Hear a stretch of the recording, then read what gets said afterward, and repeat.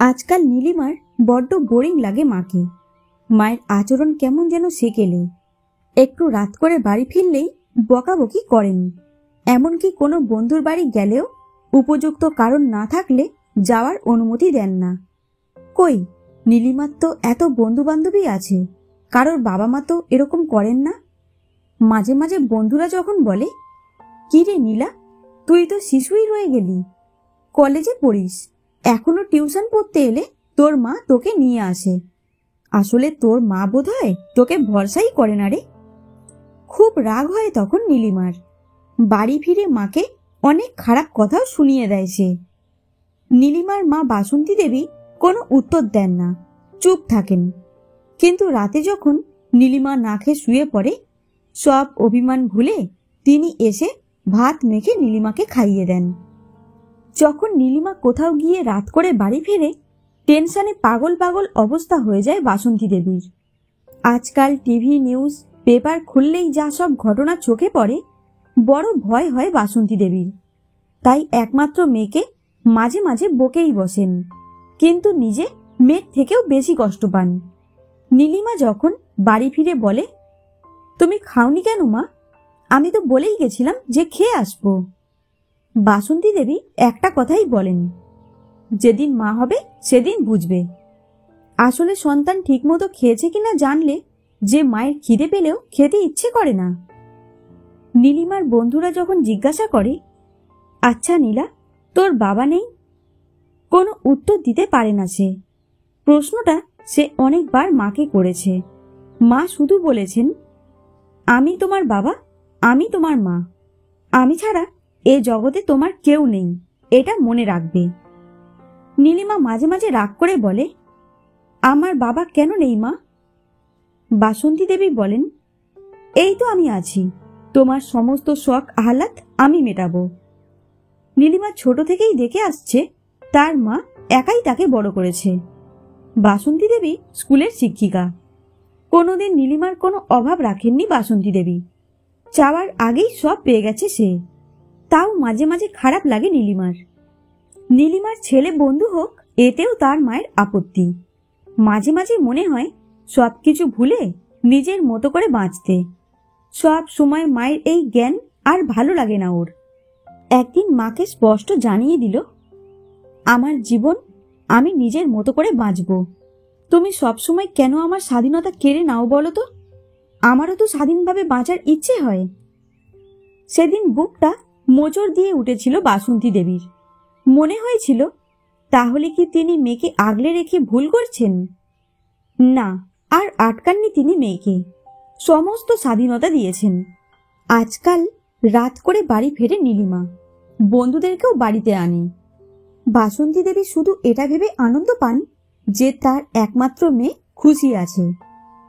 College পাশের পর একদিন নীলিমা মাকে জানিয়ে দিল, সৌনক ও সে একে অপরকে ভালোবাসে। সৌনক তার বাড়িতে জানাবে বলেছে, তাই সেও তার মাকে জানালো। বাসন্তী দেবী বললেন, সিদ্ধান্ত তুমি তো নিয়েছ, আমি আর কি বলবো। তবে হ্যাঁ, বিয়ে না হওয়া পর্যন্ত কোনো শারীরিক সম্পর্ক করো না, আমি মা হয়ে বলছি। তারপর নীলিমা ঘরে গিয়ে আপন মনে হেসেছিল। মা কি বোকা!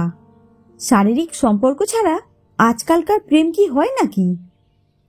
3-4 মাসে বাসন্তী দেবী অনেকবার মেয়েকে বলেছেন সৌনক বা ওর পরিবারের সাথে কথা বলতে চান উনি। নীলিমাও সৌনককে একথা যতবারই বলেছে, এড়িয়ে গেছে সে। সৌনক বারবার এটাই বলেছে, আমি তো তোমাকেই বিয়ে করব, এত তাড়া কিসের? 6 মাস পর যখন ঋতুচক্র বন্ধ হলো নীলিমার, মায়ের কাছে গিয়ে কান্নাকাটি শুরু করলো সে। বাসন্তী দেবী মেয়েকে ডাক্তারের কাছে নিয়ে গেলেন। আশঙ্কাটাই ঠিক, নীলিমা মা হতে চলেছে। কাঁদতে লাগলো নীলিমা। কিন্তু রাগী বাসন্তী দেবী মেয়েকে কিছুই বললেন না, পরিবর্তে সান্ত্বনা দিলেন। নীলিমা সৌনককে সবকিছু জানানোর পরেই সৌনকের ফোন সুইচ অফ হয়ে গেল। বারবার ফোন করেও উত্তর পেল না নীলিমা। বাসন্তী দেবী তাই একদিন মেয়েকে নিয়ে পৌঁছে গেলেন সৌনকের বাড়ি। সৌনকের বাড়ির লোকজন খুব অপমান করল বাসন্তী দেবীকে। সাপ জানিয়ে দিলেন তাদের ছেলে এখন এখানে নেই, এ কাজ তাদের ছেলে করেনি। আরও বলল যে তিনি মেয়েকে এসব শিখিয়ে এনেছেন। ফ্রিতে উপদেশ দিলেন, বাচ্চা নষ্ট করে দিলেই তো হয়, এত নাটকের কি আছে? বাড়ি ফিরে কাঁদতে কাঁদতে নীলিমা মাকে বলল, মা, আমি একটা ছোট্ট প্রাণকে শেষ করতে পারবো না। বাসন্তী দেবী মেয়ের মাথায় হাত বুলিয়ে আদর করে বললেন, আমিও যে এটা পারিনি মা, তাই তো সবাইকে ছেড়ে তোকে বুকে নিয়ে চলে এসেছিলাম তোকে নিয়ে নতুন করে বাঁচার জন্য। আমি চাইনি যে এই ভুল তুই কখনো করিস, তাই বারবার তোকে সাবধান করেছিলাম মা।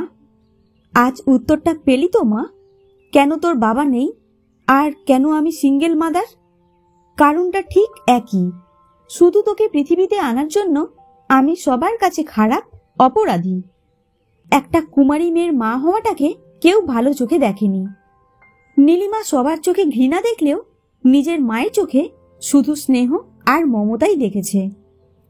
আজ সে বুঝেছে এই জগতে তার একমাত্র আপনজন তার মাই। বাসন্তী দেবী মেয়ের কোনো অসুবিধা হতে দেননি, যত্ন করেছেন তাকে। একসময় নীলিমা একটা ফুটফুটে শিশুর জন্ম দেয়। বাসন্তী দেবীর তো খুশির শেষ নেই নাতিকে নিয়ে। মেয়েকে বলেছেন, আমি যেমন তোকে একা লড়াই করে বড় করেছি, তুইও ঠিক পারবি ওকে যোগ্য মানুষ করতে। এই লড়াইয়ে তোর মা সব সময় তোর পাশে থাকবে। আজ নীলিমা বুঝেছে তার মা কেন তাকে আগলে রাখত, কারণ তার মা ভয় পেত সন্তানের ক্ষতির ভয়। নীলিমা এখন একজন সিঙ্গেল মাদার হিসাবে মায়ের সব দায়িত্ব পালন করে চলেছে। ছেলেকে সে শেখায় সবাইকে সম্মান করতে, আর যখন ছোট্ট সুমন বায়না করে খেতে চায় না, তখন নীলিমা বলে, তুই ঠিক করে না খেলে যে আমার মুখে খাবার ওঠে না বাবা। তখন বৃদ্ধা বাসন্তী দেবী মেয়ের মুখের দিকে তাকিয়ে মিটি মিটি হাসেন।